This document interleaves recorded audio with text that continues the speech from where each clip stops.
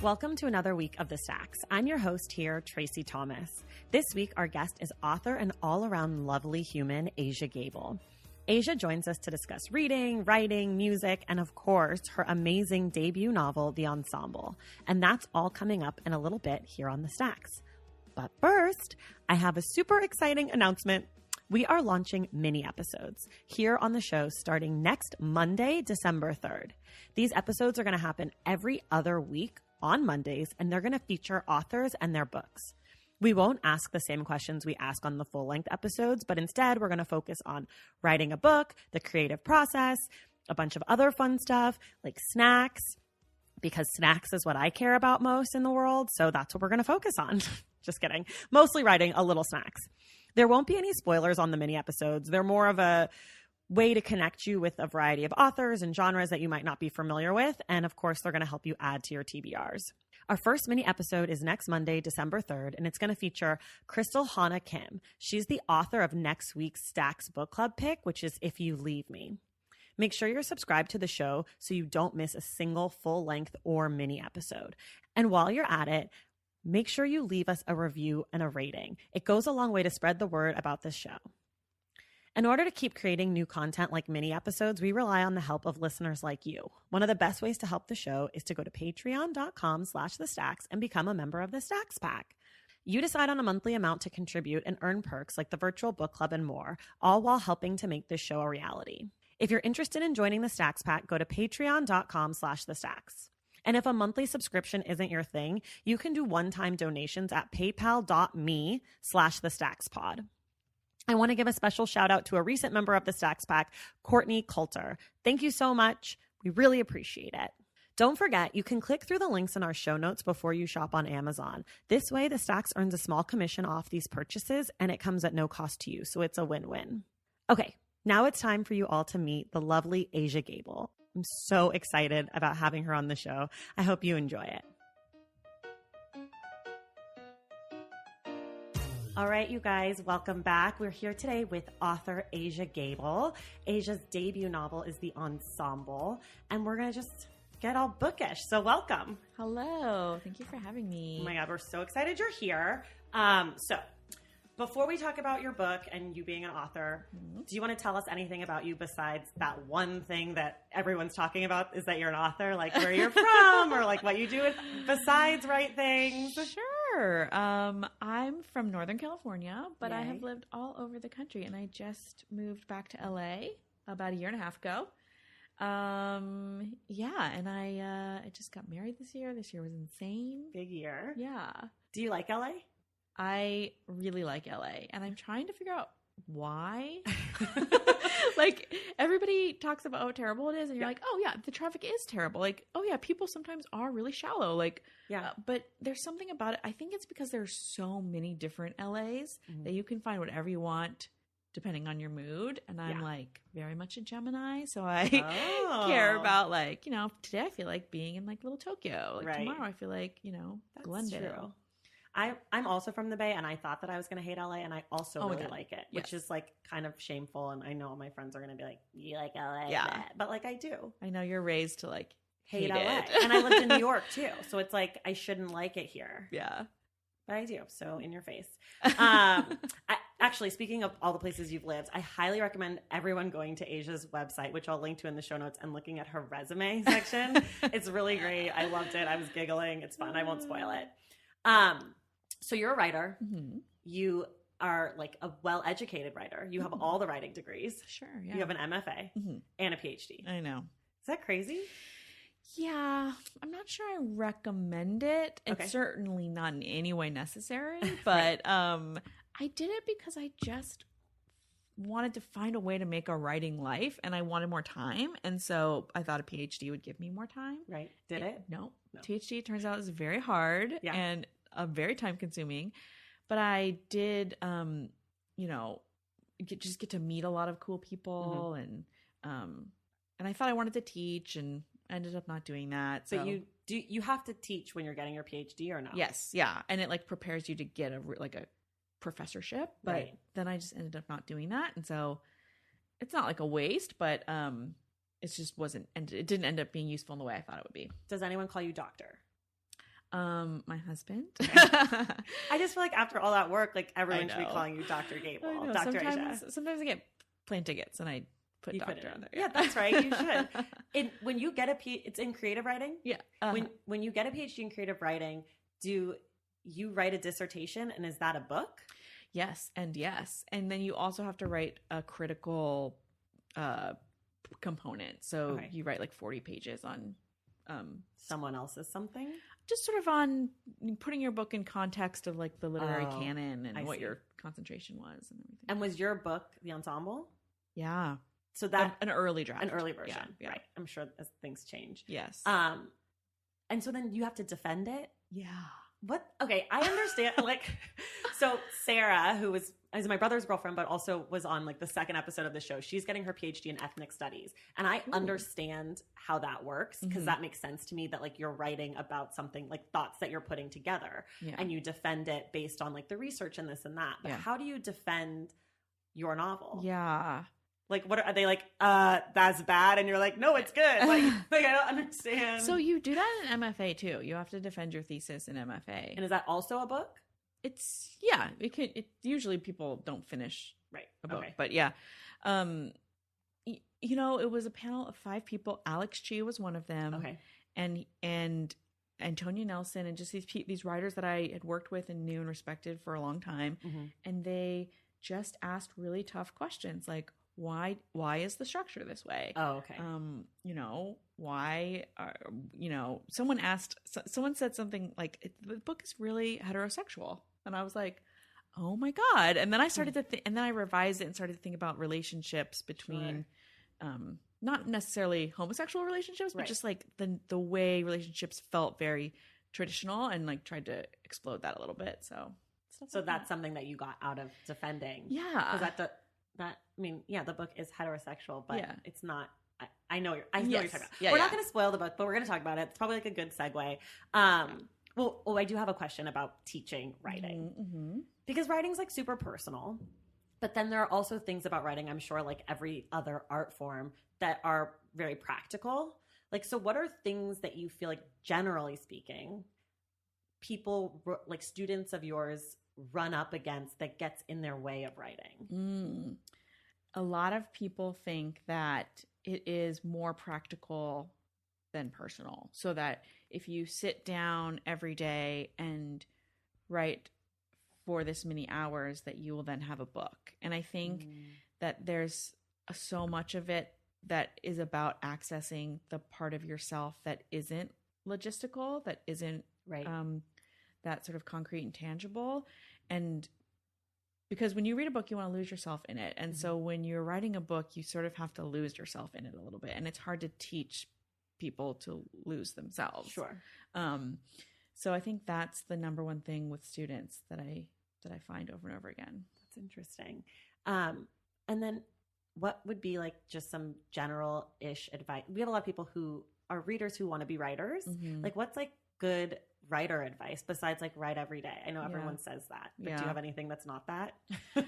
I think 2 things I would say. One is, which are maybe sort of contradictory. One is to write the book that you want to read. Don't write the book that you think other people want to read. Right. Like, you're not going to write a good book if you're writing it for someone an else. agent. Yeah. Right. And then the second one is to read widely. So that means like to read against your instincts, maybe. Right. And I really only started to try to do that in the last like 5 years. And I wish someone had told me earlier, like keep track of what kinds of authors you read and then change it. Right. Because that's the only way you're going to, know what's possible. That's good advice just for readers in general. Yeah. Even non-writer readers. Because I'm a non-writer reader. Writing freaks me out. Really? I'm not into that it. That is so funny. They're so connected to me. Yeah. Well, that makes sense because you're a writer. I'm a reader. I don't know. I grew up as a dancer and I did choreography, but in my mind, those things are connected but very different. Yeah. Like the creating of something is different than the like ingesting of something. Yeah. Or like the watching of something. Yeah. And you're a musician and you played cello, which is obviously connected to this book in some ways. But like, did you ever compose? No. Because like composing and playing music are different. Yeah. Yeah. You're totally right. Right? Like I feel like they're different things. Yeah. I don't know. But there are people who read and want to write because of reading. And then there are people who write and read because of that. And then there are people who just like, I guess, love both. Yeah. I don't know. That's so funny that you're a dancer. I feel like the correct audience for this book is former dancers somehow. Really? Yeah, a lot of people who have been trained in dance respond to it. I don't hear from that many musicians. Maybe it's a little like too close to the subject, but I think there's something really like competitive, physical about dancing that is similar to classical music playing. And I'll like, I think we buried the lead a little bit. I know a lot of people are going to be very curious what I thought about this book, this real piece of real life fiction. I actually loved it. Like, I messaged Asia when I finished, and I was like, I really liked your book. Like, kind of like weirdly, like I was conflicted. I was texting some friends who like love fiction who read it, and I was like, I ended up liking it. Is that wrong? Like, should I have not liked it? Because I think that I don't like fiction. I did end up really liking it, and maybe that has something to do with the dancing part of me, because dancing is super competitive and I could relate to it. And I did have an early connection to the book, which is I once choreographed an opera at Curtis School of Music. Oh my God. Yes. I was like an assistant and choreographed this opera like a few years ago. So when it said Curtis, I was like, oh, I know what that is. Yeah. Curtis is like a super competitive conservatory opera and musicians. And those musicians are insane. And they played for the opera. And I was like, when I went to the Zitz probe, I was like, whoa, whoa, this is amazing. Yeah. Do you want to tell us a little bit about your book? Sure. It's about a string quartet, and it's sort of, a love story, but I don't think it's not just a love story. It's not just a romantic love story. It's a love story between characters. It's also a love story about how you make art with people in a very intimate way over almost a lifetime. Right. And it's told from all four of the perspectives, 2 men, 2 women, and it follows them from when they're, around 1920 to mid 40s, 50s. Yeah, it's really interesting. I liked that the music was there, but I also loved that the music didn't get in my way. Like, it didn't feel like I was worried that I was like not going to understand it, because I don't listen to classical music. Yeah. And like, I'm not into classical music, and I thought, I'm going to hate this. Like, it's going to, but the music moves with the writing in a way that really, it doesn't get in your way. It kind of just feels like right. Like, of course they're classical musicians. Yeah. Like, of course it's music. This is how I explain the book to my husband, and this is a real compliment. And so if this is insulting to you, it's not meant to be, because this is my favorite television program. It is Grey's Anatomy of string quartet, because they say that the characters think and talk about themselves in like a self-aware way that I don't think, like, not all normal people understand in a moment, like what a kiss means, or like what playing this note in this moment, like what that's saying about the people around them. And I feel like on Grey's, they're very aware of each other, and like they're very connected and understand, and like they do it with their faces and their acting. But I felt like there would be scenes where, like, there's a scene where Britt and her, I don't want to give anything away, Britt and someone have like a fight, and there's like this non-apology. And I was like, this non-apology is the fucking best. And I wish that I actually said that when I meant that. And like, that's Grey's to me. Like, when I watch Grey's, I'm like, I wish that I said what Meredith said in that moment, instead of being like, I don't know. Yeah. We'll talk about it tomorrow. Yeah. Like, the characters move and speak like they're really smart. Yeah. I guess that was like a long way of saying that, but I liked that. Yeah. The way I think about it is like, you want like the way characters interact to be similar, so they're relatable, so you recognize what's happening, but you want it to be like a little bit more saturated, like a little bit more like you're saying, oh, I wish I said that. Right. Like what you think you mean. Right. Like the better version of you. The way that you wish that Shonda Rhimes would write you. Yeah. Like, they're totally like, if there was the ensemble television show, it would be written by you and Shonda. It would be great. But I really liked that feeling of smart and quippy, and like they're all emotional even though they're not emotional. Like, no one is, even like Henry's probably like not that emotional, but like he's emotional compared to like a normal person. Yeah. And that's also like artists, right? Yeah. I think that if you're doing something like music or dance, you're kind of selling your emotional interpretation of something. Right. So I was really interested in that part of Yeah. it. Like, Yeah. what happens if you grow up like as a kid who's supposed to sell this emotional journey? Right. Like that. I guess that's what child actors are too. Right. But, like, Or like, do you ever see the videos of the child like ballroom dancers? no. Okay, I'm gonna send you some. I'll also post in the show links. But like, they don't understand sex, but ballroom dancing is like very sexy. So they'll like smack their hips or like do like body rolls, but like their eyes are dead because they don't know what they're doing. Yeah. And like, even like children like who are really great at music, it's like they don't have.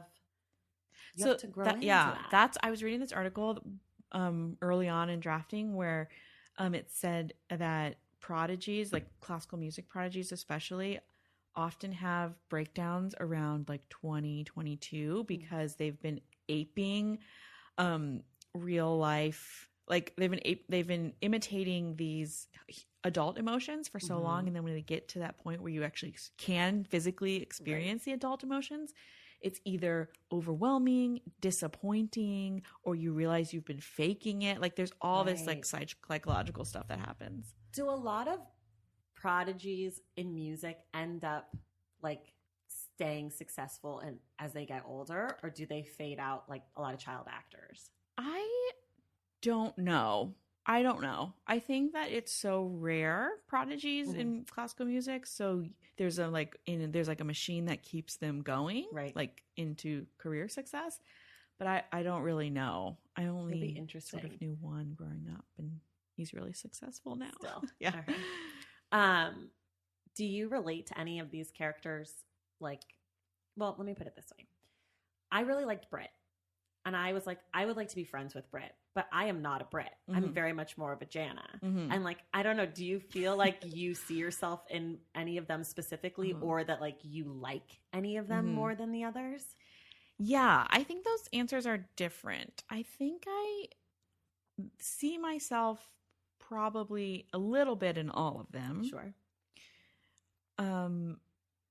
Brit is definitely my favorite, and that's so good to hear you say, because I feel so protective of her and like tender towards her, and I'm so afraid that people will be like, ugh, what a drip, or she's the worst, or I think I've read something, someone said that once, and it hurt me so deeply that I was like, but I definitely feel the most for her. She was like my anchor character, which sometimes I tell my students to have, like, who's the person that you can return to when you're having writer's block. Right. So you always know you can go write that character. Right. Something about her I felt very like immediate. Like I could access that part of her. Totally. Yeah. And then was there one that you feel like you see yourself as the most? Or no? I think Daniel's like struggle, the sort of like not being good enough, like self-protective thing, I definitely can relate to. Yeah, definitely. And are those, okay, like I said, I don't know anything about music. So are the characters like, and their instruments, are those archetypal at all in like classical music? Yes. Or, okay. Yeah, like the first violins are usually like bossy. The violas are usually like hapless. Like the cellists are very stable. And the second violinists are very passive. Okay. So I wanted to like play with those stereotypes and archetypes, and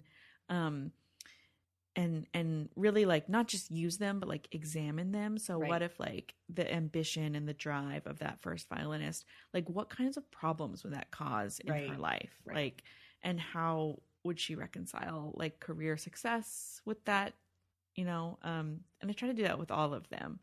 That was really fun. Yeah. I feel like as I was reading it, I was like, I feel like this is probably a thing that like their personalities are like, if you know music, Yeah. Like I assumed that the first violinist sounds like a bossy job. Yeah. I don't know anything about it. Like, who wants to be the second violinist when you be the first one? But I relate to Jana the most, and I'm bossy, so that makes sense. Okay, I have some practical questions about writing a book, kind of. Okay. Mostly about your cover. Ooh.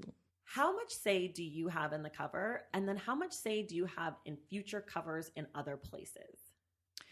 I can only answer from my experience with Riverhead. I don't know. I think it works differently at other publishers. Riverhead, I don't know if you know, but their covers are so Yeah. awesome. They're amazing. And so they're very, like, their art department, Helen Yentis is their art director. They're really protective of that, and I totally get it. So I felt very comfortable. They sent me like 1 or 2 iterations on a cover that I didn't connect with, and then they sent a 3rd version, which was this, which was very different, and it was like unanimous. Everybody loved it. Okay. It just took a second to land on that. And then you mean like foreign covers? Yeah, because you have different, like the UK version will look totally different. Yeah. Do you know? Yeah. So far they've sent me those covers and said, like, here's your cover. Oh, okay. And I've been like, great. Okay. I mean, maybe if you get to certain sort of 3 books, 4 books status, you would have more of a say. But I also, if something really, really bothered me, like the first version they sent of this, you were like, I would say something. Okay. But for the most part, I'm just like, they know more than I do, like what is going to sell. Right. Like I don't know that part. Right. So yeah, it's a good cover. I like it. I really like it too.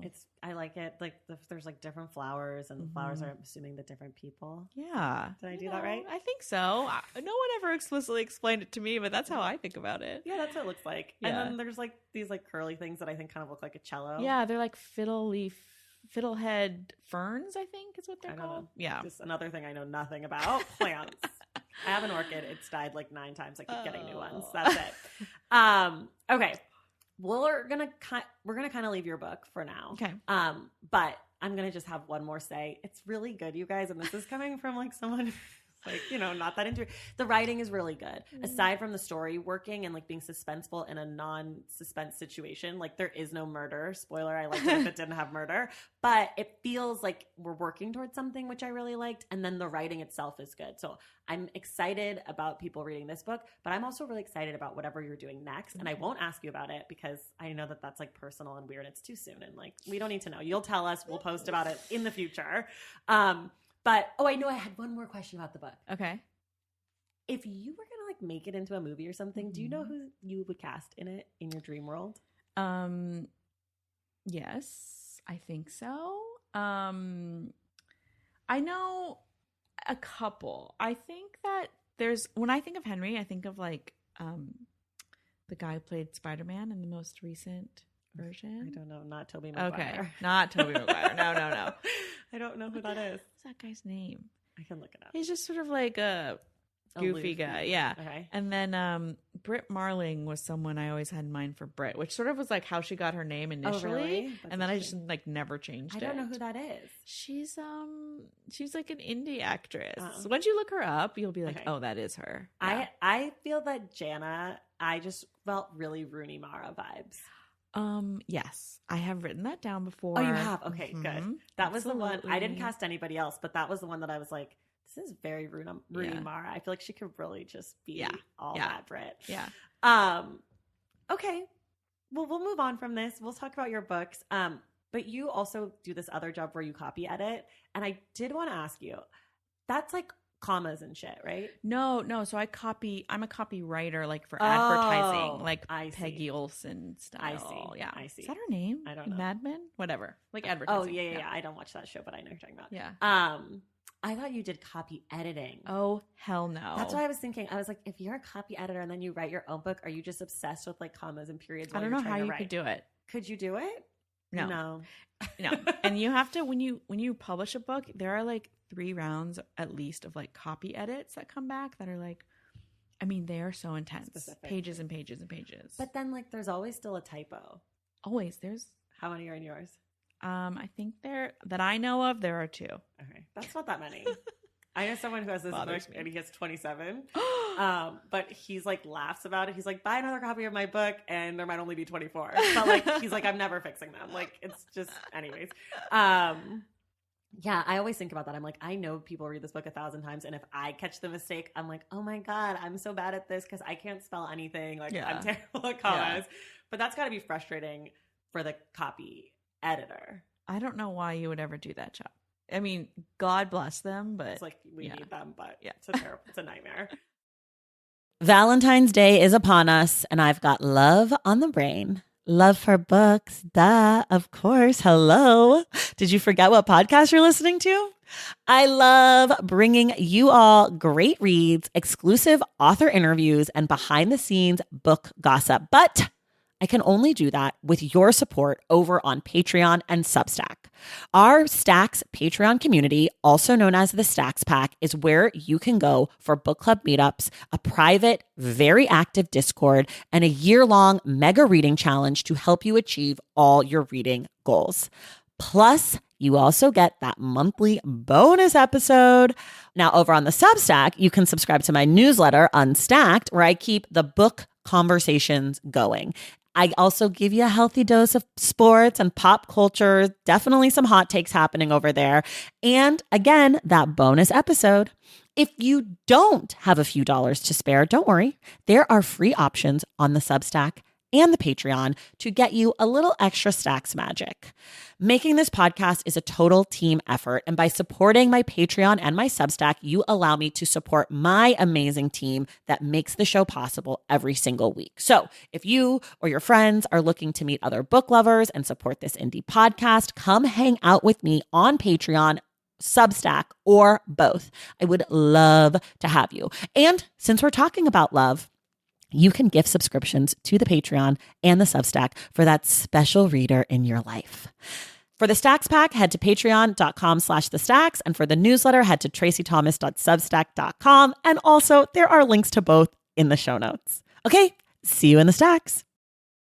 Okay, we're going to dive into the questions, the Stacks questionnaire. We always start here. What are 2 books you love and 1 book you hate? And if you are one of those people who doesn't like to say hate, you don't have to. You can say dislike. Some people get weird. Zadie Smith's On Beauty, I think, is my favorite book ever. And I didn't think I would ever be able to say I have a favorite book ever. But I have just read it so many times, it feels like it's part of me. And then Alice Munro's Open Secrets, which is a collection of short stories, really taught me a lot. And then a book I hate is Franzen's The Corrections, which he's not listening and he doesn't care. But whatever. I forced myself to read Freedom, and that is one of the nightmares of my life. Really? Yeah. Oprah said it was going to be good, and Oprah lied, and I'll never forgive her. Like, truly, I hate that book so much. Yeah. Did you see his advice for writers? Yep. He posted he read some op-ed or something that was like, here's advice for writing. What did you think? I mean, some of it is fine. Some of it is really stupid. Yeah.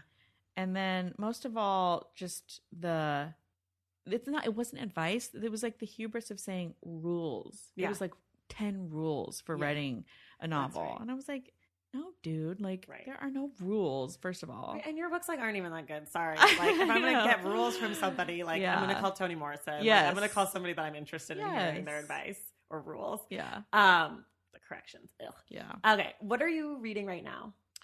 I am reading this book called Chalk by Josh Rifkin. Wait, I've seen this. It's the black with the writing. Okay, talk about it. It's nonfiction, and it's about the artist Cy Twombly. I don't know if you know him. He's super rad and was super reclusive and didn't give a lot of interviews. And Josh spent years trying to figure out this guy, and he was gay maybe, but didn't really talk about it. And so it's a really big book. And he just I'm super into fine art, and so I'm really excited about this book. Okay. Yeah. And do you just read 1 book at a time? Oh yeah. Me too. Yeah. I can't do it. I don't. People are into it. I can't, because for me, if I'm reading a book and then I pick up another book, what if I like that other book better? Then I'm going to finish that book, and then I'm going to go back to the first book and be like, where was I? Yeah. I'm angry. I don't know what's going on. Yeah. And then there are people who will read I'm going to read 30 pages in this book tonight, and then I'm like, how can you just stop? Yeah. No, it's a journey, and I'm on one journey at a time. One at a time. Sometimes I'll listen to something through audiobooks while I'm reading something else, but it's different. One. Yes. What are some of the things you're looking forward to reading? Oh my God, so much. Okay. I wrote so much down. Good. The number 1 book I am looking forward to reading as soon as I finish this book I am currently reading is Friday Black by Nana Kwame Adjei-Brenyah. I just got it. Yeah. I don't want to give a spoiler, but we might be doing that book on the show in the future. Really? In 2019. I can't wait. It looks so good. So good. It looks so good. Yeah. I met him on the circuit a little bit recently, and he's also the best guy ever. And he's really well dressed, right? So well dressed. So well dressed. And so I'm so excited to read that. I'm so excited to read Fruit of the Drunken Tree. Yeah, I have that too. I haven't read it yet. Yeah. I went to Columbia and then the book came out a few weeks later and I was like, I have to read this. And then I got it and I haven't read it. Yeah. Yeah. I'm so excited to read that. And then there's this book called Lot, which is a collection of short stories that hasn't come out yet by Brian Washington. There was a story in the New Yorker called Wah, 2 or 3 weeks ago. Okay. That I was reading it in a restaurant and then I started to cry. And then I emailed the publisher, who is also my publisher, and was like, I need this book immediately. So oh my gosh. Excited to read it. It's called Lot. Lot. Okay. How do you pick what to read next? Do you go to your friends? Do you just kind of know because you know authors?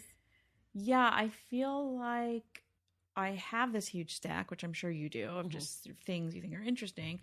But then deciding what I'm going to read next is such a I'm consulting the crystals. Right. It's just feels very you want to read the right book at the right time, you know? Because if you read the wrong book, the book at the wrong time, that can really mess things up. We talk about this all the time. Yeah. Yes. It's gotta be the right time in your week. Yes. But also the right time in your life. Mm-hmm. And then if you're a writer too, you have to be careful. I do. I don't want to read the right thing for my writing because sometimes it bleeds in. And so I don't want to read something, a vacation book when I'm in work mode, Right. So it really is just mood dependent. And I really have to be in touch with that. Yeah. I know that's such a woo-woo answer. That's okay. Yeah. Wait, when you wrote the ensemble, what kind of stuff were you reading for your writing? I was reading stuff that was had really beautiful sentences and was about family. Okay. So I read a lot of Alice McDermott. I read Zadie Smith. I read a lot of short stories. Did you read stuff? Were you rereading these things or were you reading them for the first time? Rereading. A lot of rereading. Okay. Yeah. I almost didn't read I read almost nothing new while I was really working on it. Because you weren't sure if it would get in your way? Yeah. That's interesting. Do you do a lot of rereading in general? I guess only then. Okay. Yeah. Not really. No. That's nice. What's a book that you really like to recommend to people? I really like to recommend On Beauty. Have you read it? I haven't read it. Do you like her? I've never read any Zadie Smith. What? I know. It seems like something I should read, right? Also, there's one about dance. Swing Time, right? Yeah, I know. I know all about it. I just have never done it. Are you scared? No, it just never feels like what I generally am running to nonfiction. My list of books that I want to read is all nonfiction, and then I push fiction in where I need to, or if there's something Friday Black I really want to read, but I can't really remember the last time I really wanted to read something fiction. When the National Book Award nominations came out, I read a lot of fiction because there was a lot of fiction-y things, but that felt I was exhausted. Yeah. I don't get it. It's I don't work. It. Yeah. Whereas if I want to read something, it's I want to read books about Jonestown. Then wait for the right time for Zadie. The other one I really like to recommend is, speaking of nonfiction, is and you've probably read this, okay, The People Who Eat Darkness. Okay, I've not read it. What? But I'm going to Japan and I have it and it's sitting on my shelf and I'm saving it. I'm going to Japan in March, so I'm saving it for closer to my trip. Oh my God. But I've had it for 6 months. I'm I can't wait till you talk about that on the podcast. Am I going to love it? I think you're going to love it. I think wait. It's an amazing true crime book. Is it scary? Yeah, a little bit. Okay, that makes me nervous. A little bit. Yeah. Okay, I'm going to read it soon. I'm hoping to read it in January. That's my goal. Okay. It was one of those things I read it in 2 days because I was okay. Oh, and I think I was in Mexico with my fiance then. my then fiance, and he was like, are you going to hang out with me? And I was like, I can't stop reading this book. Thank you. Yeah. Do you want to tell people a little bit what it's about? Yeah, it's about an airline flight attendant who moved to Japan, like an American flight attendant, gets a job as a hostess in a hostess club there, and then disappears. And there is no crime in Japan. There's certainly very few missing cases.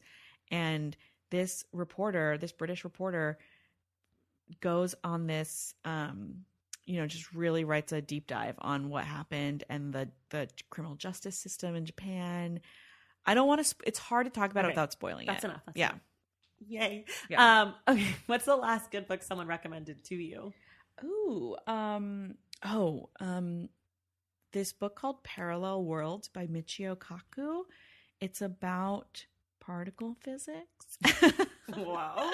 It's about is time travel possible? And he just talks about like physics problems, like parallel dimensions, in a way that is like really human. And I'm into that stuff. I want to understand science, but I don't want to go to school. So. But you don't need to go back to school. Yeah, you have so many degrees. Yeah. Like, can I just trade this in and get like a particle physics, like this degree? I know. What about a good book that you've received as a gift? I was thinking about this, and nobody gives me books anymore. And I think everyone asks me what they should give as gifts. And I'm always like, I want a book. But my editor gave me a Meg Wolitzer book, The Female Persuasion. Oh, yeah. And I loved it so much. Is that also Riverhead? It is also Riverhead. Same editor? No, we have different editors, but same publisher. And then I read everything Meg Wolitzer ever wrote. I've never read her either. She might be a fiction writer for people who don't like fiction, because you really like completely lose yourself in that narrative. Yeah, I need that list, because I wrote a post that was like nonfiction books for people who don't like nonfiction. Ooh, I want to find that, because that's like me. Oh, I have all the good nonfiction. Okay. I have like all the good, like can't put it down nonfiction. I've got your list. Okay. Are you someone who sets like reading goals? Normally no, but this year I tried to. I'm like keeping track of all the books I've read on my highlights on my Instagram stories. And I'm trying to count, and I'm trying to like make sure I'm doing it as like diversely as possible. So yeah. So I'm trying to read like I think it's like 2 or maybe 3 a month, and I don't know if I'm doing that, but I'm trying. But I'm trying. Yeah. Are there things that you wish that were different about your reading?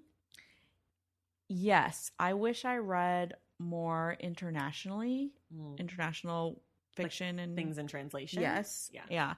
This year I've read a lot of Japanese stuff in translation just to try to like fix that. But I think there's like obviously so much more. Right, of course. It's kind of hard to know. You really have to sort of seek that stuff out. Once you do, it's there. You just have to like look at it. It's not as easy to get to. Yeah, maybe like doesn't the National Book Award have like a translation category? They do. I should go just like read all of those. And I think the book that won this year was written by a Japanese woman. Oh, really? Translated by an American woman. Yeah, I'm pretty sure. Oh, okay. Because she couldn't be there because she was at some book festival. Yes. Did you stream the awards? Yes, I did. And yeah. I was, felt so nerdy. I was folding laundry, and I was like, "I'm such a loser." It looked so fun. It looked great. Let's go. Yeah. Okay. How do you organize your books at home? It's definitely by category. Definitely by category alphabetical. Okay. People. I'm a color person. I know you're. Oh my god! I was just gonna say. I was like, people who organize their books by color are insane. I have a good memory for color. I have a good visual memory, so it's easy for me. Like I know where everything is. Wow. I can like tell you like what book is where based on the spine, and I can also tell you what book has a different color spine than the cover, because that fucks people up, right? Yes. Like do you know that book Stamped from the Beginning? No. By Ibram X. Kendi. It's like all about racism. Anyways, the book is gold on the front, but the spine is red with the gold writing. Oh my But god. that's in the red room because it's a red spine. Oh my god. I know. I never used to do it, but it's more visually pleasing for me when I'm in the room. I get it. I know I have to defend myself because people talk shit. But then there's like the whole turning the spine to the back, and that I don't understand. I have a friend who does that. She's an art director, and I think that's the primary concern. Okay. But every time I go to her house, I turn a few books spine out. I know what's there. I know. I want to judge you. Yes. Are there genres that you avoid or that you like particularly love? So I really love literary sci-fi. Okay. Like what, for example? Like stuff like Friday Black, Okay. like in that, like George Saunders, Okay. Ted Chiang. Okay. I wish there was more women writers I could name, but yeah. And then the genre that I don't really read, which is, you know, I'm trying to sort of fix with this. The genre that I don't really read is historical fiction, and I should read more. It's just like I don't know my history. Like muscles are not very flexed, and so when I read a historical fiction book, it's like feels like so much extra work for me because you want to be like researching the history. Yes, I feel like I need so much context because I'm like kind of a dummy when it comes to this is why history. You read nonfiction and then you just learn about the thing and you just make up your own stories. Yes.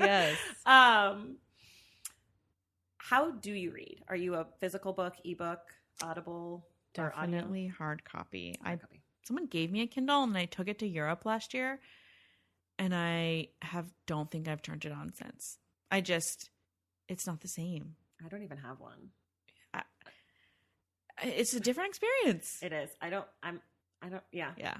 I used to have a thing with my sister-in-law that we were going to start. This is like years ago. We were going to start a like social movement called Books Bitch. And it was just all about books, like actual books. We still say it to each other, but it doesn't mean anything anymore. But yeah. Sometimes audiobook on like car trips. I'll do audiobook. Well, our sponsor is Audible, so I'll do audiobook now because of them. And I'll do it if it's written by the author, nonfiction. So like Tiffany Haddish's book, or like I did The Tipping Point by Malcolm Gladwell, like people who know how to read. Yes. I've often done like celebrity books. Like I kind of want to listen to Busy Phillips' book, stuff like that. Yeah. I don't want to do anything with that book. I don't get it. Who is she? I thought she was a Dixie chick. I thought she was one Dixie chick. You know who I'm talking about? Yes. That's who I thought Natalie that was. Maines? Yep, the one that looks just like her. Turns out she's an actual other person. Oh yeah, like an Instagram person. But like, is she any like? Someone please send me a message explaining to me who Busy Phillips is. I'm not going to take on this responsibility. I just don't know. I'm like, am I supposed to care? Am I supposed to know who she is? No. Okay. You do not have to. Because I feel like I've seen her book everywhere. And I'm like, does she have a story that I'm supposed to know about? No.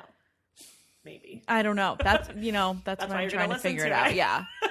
That's the thing. You see it everywhere and then it tricks you into being like, am I supposed to care? Yeah. Well, if you want to listen to the book on Audible, you can get your free audiobook download if you've never done Audible at audibletrial.com/thestacks. See how I got that in there? Cool. See, copy, you can be my copy, whatever.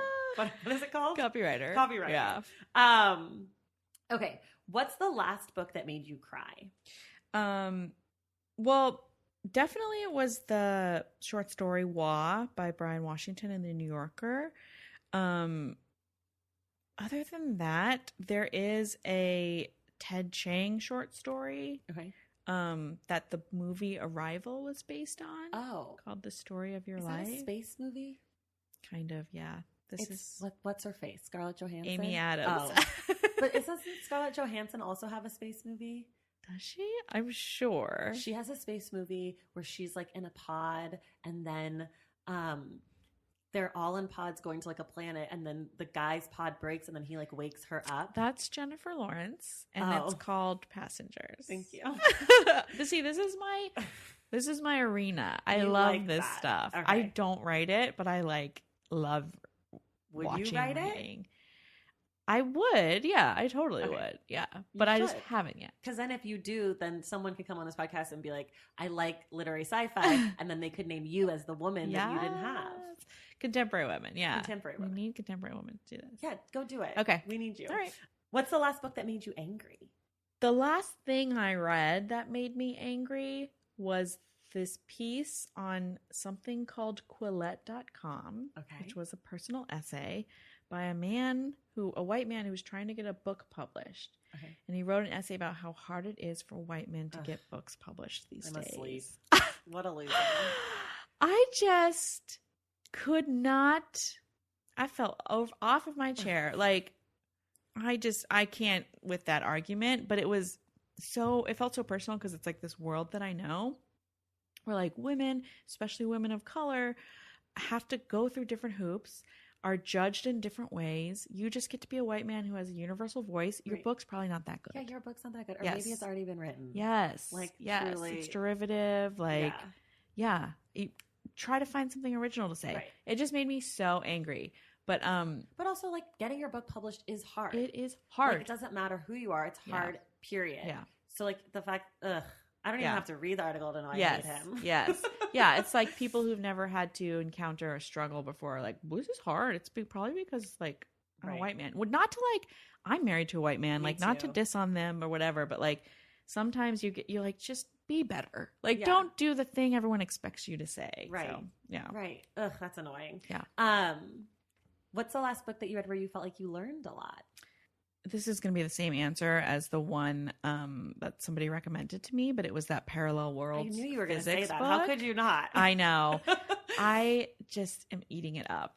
I mean, do you know that time travel is possible? Did you know that? No, I don't know anything about this.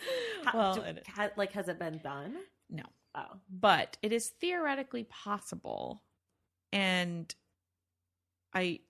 we're just like, I think we're going to get there. We're just waiting. In our lifetime? I don't think in our lifetime. Which means, I need to live to be really old. So I know. So I can go back in time and do things. I know. I know. But the thing is that when you invent the time machine, you can't go back to a time before the time machine was invented. So you can only go to the future. Theoretically, this is what they're saying. Interesting. So we won't be able, that's why we don't see like time travelers then you can't now. Go home.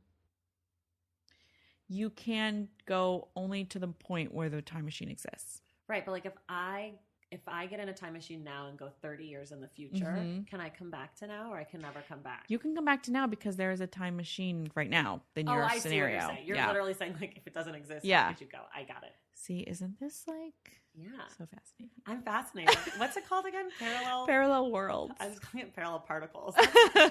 Same shit. What's a book that you're proud to have read? Ulysses. That's my father-in-law's answer, I think. I only read it because I took a class in college that had me, that took me like chapter by chapter. Did you like it? That wasn't the question, Tracy. No, I'm just curious. Proud. My father-in-law likes it. Oh. So he's proud of it and he likes it. It's his answer to he'll be like, "Oh, I have an answer for your questions." And I'm like, "What?" He's like, "Ulysses." For all of them? There are parts of it that are so ecstatically beautiful that are wonderful to read. And there are parts of it that are so difficult and nonsensical that it makes me angry. Okay. So I don't know if I don't know, isn't the word that I would use. Yeah. What about a book or books that you're embarrassed to have never read? I don't think you should be embarrassed to read books unless they're by Trump. Unless it's like The Art of the Deal or something. Sure. Even then, I don't know. I just don't think, I'm really not embarrassed to have read books because like when I was little, the Babysitter's Club like taught me how to read and taught me how to, Nancy Drew, even stuff now, like there's some really good, for lack of a better term, like women's fiction or chick lit or whatever. Right. There's like really good, smart stuff happening. And I just, I don't know. Anything that you're like, I can't believe I've never read this? Oh yeah. Anna Karenina. I feel like if I have a PhD in creative writing, I should probably read that. I just didn't get around to it. You didn't have it in Russian literature. That's true. I've never read any of the Russians. We call them the Russians on the show because invariably in this section, the proud or embarrassed, they come up. Crime and Punishment, Karenina, Brothers, Karamazov, whatever. I read that one. Yeah. So this is like the Russian section. Oh, okay. What else? Oh, a favorite book from childhood? I know you just said Babysitter's Club. Yeah, but the book that I really, really remember where I was when I read it was The Little Prince. Someone gave it to me when I was like, I don't even know how old I was. That's in translation, right? Yeah. There you go. Yeah, that one I have reread and reread. But yeah, I don't think I ever read that in English. I took French in elementary school, and we did it in French, but I don't remember it because I don't speak French and I don't no memories of French whatsoever now. But I know we did like Le Petit Point. Yeah. We like colored in a quilt. Anyways, a book that you would assign if you were like a high school teacher. Alexander Chee's autobiography of my novel.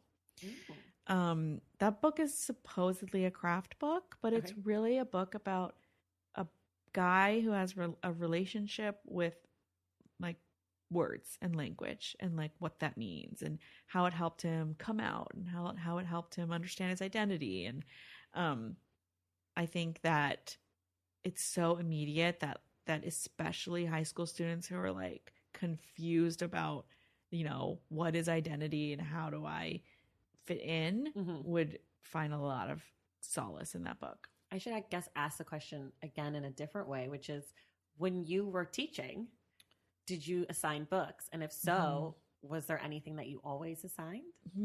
I mean, that book just came out this year and I've just started assigning it and people love it. I didn't really teach high school. No, I mean like you taught college people, right? Yeah. What did you assign them? The book that I assigned that they really loved is George Saunders' stories. Those things those stories they really, really love because I think it's like this wild imagination, but done in this like really, really smart way that feels aspirational. He's Lincoln in the Bardo, right? Did you read that? No, did you? Oh God, no. That is like that's like what I could never like. Just looking at that book makes me feel like I hate this. That's like that's my nightmare kind of book.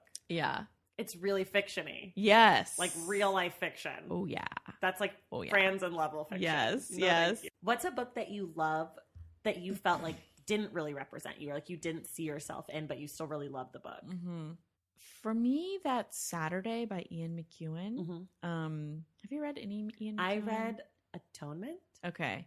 Did you like it? I didn't really like Atonement. I don't remember it. Yeah. I read this years ago. Either. Apparently, that's the thing. It's like a movie too. Yes. Which I didn't see. I think I saw it and I don't remember it. But you liked Saturday. Saturday takes place all in one day. And it's about this like really upper class British family. Okay. And I just like, I don't know.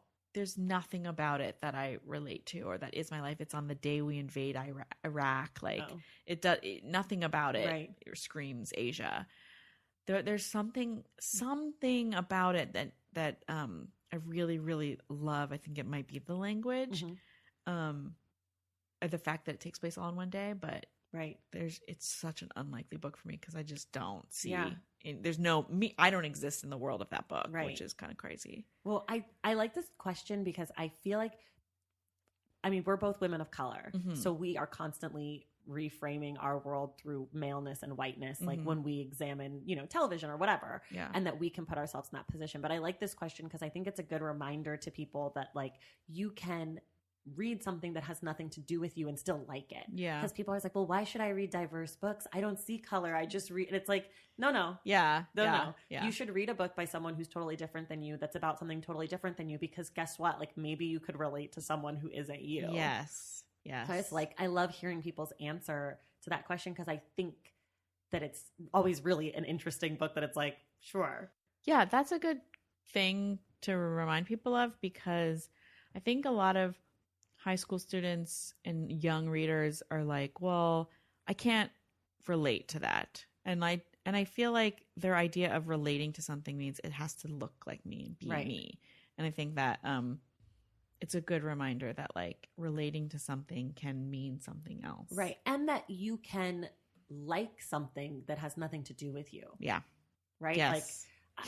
Like step outside yourself. Yeah. Like you could find so much goodness in something that is totally not you. Like I'm obsessed with true crime and I have been very lucky to not have experienced any true crime or like be a white guy. Cause I feel like so much true crime centers white men, but like I find it to be very, I mean, it also centers white women as the victims, but like this, like it's such a male thing. Yeah. And like, that's not me at all as a person. Yeah. So I, and just like move, like, I feel like I said, as women of color, we're constantly doing this finding good in things that are not like us. But I feel like a lot of people have that privilege where they don't have to. Yeah. But like, there's good stuff that's not you. Yeah. There's my soapbox for the day. Yes. Who would you want to write the story of your life? Can't be you. Can't be your life. All the authors always say, well, I would do it. Well, no, can't be you. I would say Alice McDermott. She is a writer for me who reflects life back. Like just what it is to be living day to day that is so heartbreaking that she does in all of her books, that I would definitely want. I would want her to paint my heartbreaking story. Oh, no. No, it's fine. It's going to be a joyful, okay. happy ending. My gosh, we're not there yet. What about like books, or maybe for you also authors who influenced you or inspired you in your professional career? Definitely Alex G. He was a mentor of mine. And then the book that he turned me on to, Marguerite Duras' The Lover. She was a French author and huge in France, but wrote really, really poetically, and was the first time I was like, oh, you can write however you want to write. Like, that's fine. So, how did you think you had to write?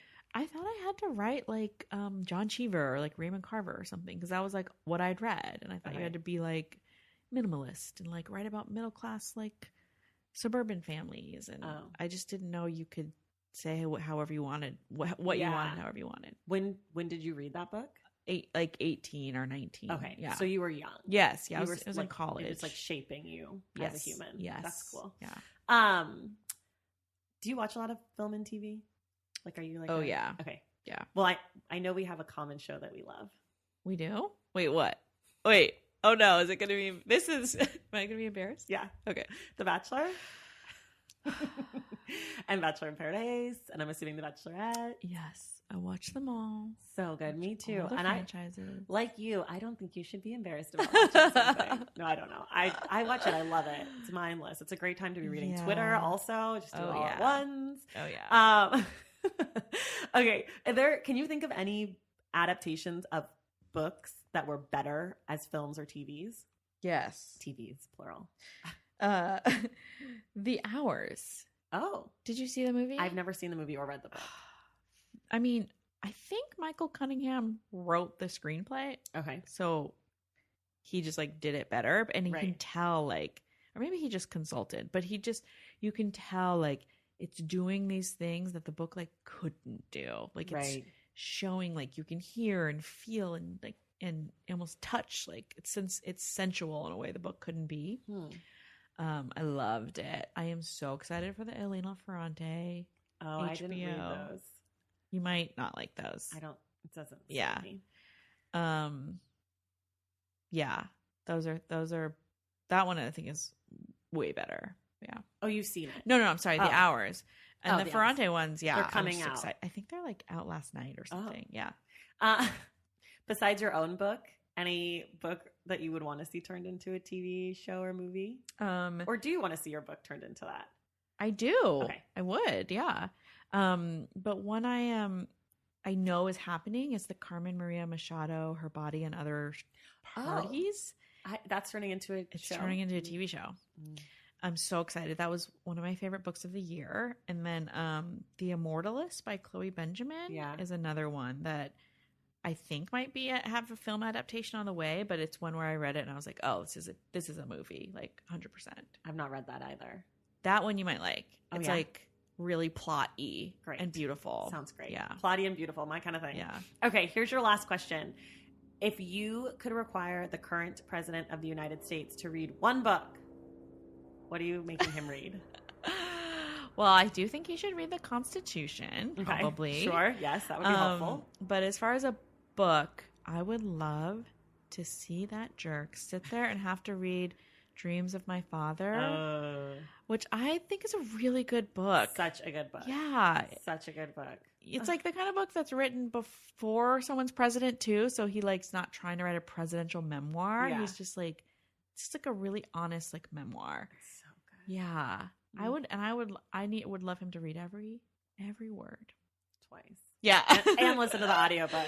Because Brock reads it, I'm pretty sure. He definitely reads. Really? I listened to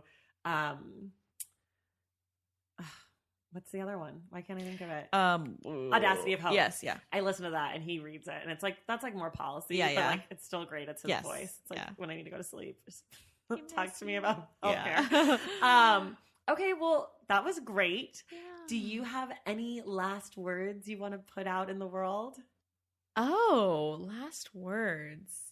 I mean, I'm just so grateful that this podcast and like the whole community of bookstagrammers and book podcasts exists. I really wasn't aware of it until I published a book this year, and the community is so like hungry and smart and excited, and I just am like so happy to be now like part of it. I didn't know it existed until I started doing this podcast, and I was like, I guess I should make an Instagram account for a podcast that I'm going to do. And then I was like, oh, hi friends. Yeah. And now I like love it there. It's like my happy place. I like it more than my own Instagram. Yeah. So I guess I should tell people next week we're reading If You Leave Me by Crystal Hana Kim. Historical fiction about the Korean War. It's fiction, so there will be spoilers, so you should read the book. Do you want to give a little tease? Did you like it? I learned a lot, and I did like it. Yeah. Okay, that's all we'll say. Next week, we're going to talk about If You Leave Me by Crystal Hana Kim. You've just been listening to me chatting with Asia Gabel, and we'll see you guys in the stacks.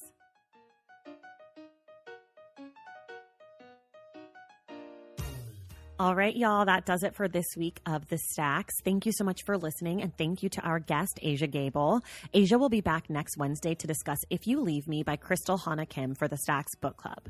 And don't forget, next Monday, December 3rd, we're launching our mini episodes, starting with Crystal Hana Kim. So make sure you're subscribed wherever you get your podcasts so you don't miss a single episode. Also, why don't you leave a rating or a review wherever you're listening so we can climb those charts and reach more book lovers? You can become a member of the Stacks Pack and contribute monthly to help make this show a reality. Go to patreon.com/thestacks and contribute what you can. Our graphic designer is Robin McCrite, and our theme